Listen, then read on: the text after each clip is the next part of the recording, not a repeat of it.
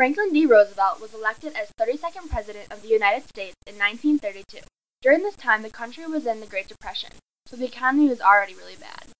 He was elected to bring the country out of the Great Depression. Right after he was elected, he declared a bank holiday. After, he began one of many programs. This program was called the Gold Reserve Act, which ended the gold standard.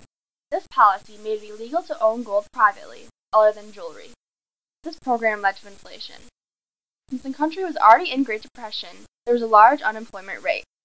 FDR said the government should put more people to work and raise prices. He set up many programs to put his plan into action.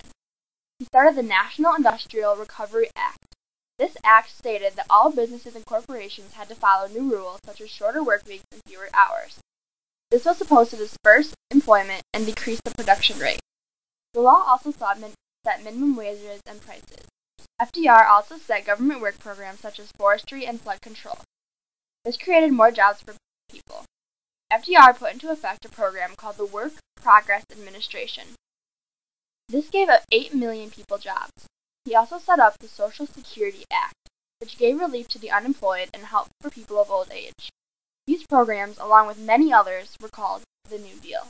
It is debatable whether or not these programs were actually effective. The programs did create jobs for people, and therefore reduced unemployment to 17%.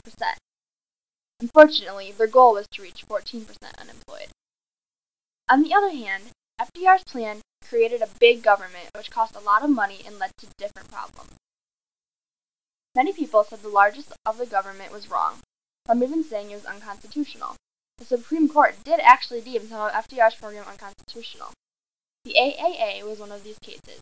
The Supreme Court said it was illegal to tax one group to pay another. Conservatives criticized him of making the recession longer than it had to be. They said the government controlling the economy was unnecessary. They said laissez-faire economics would have been more productive.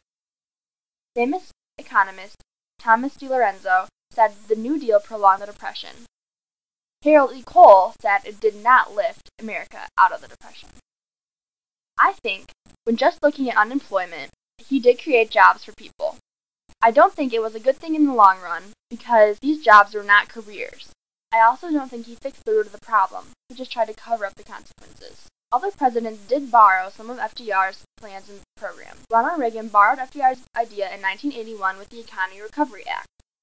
The tax reform was called the Second New Deal. Ronald Reagan cut tax, but he strove for a smaller government, unlike FDR. They both were trying to help the economy.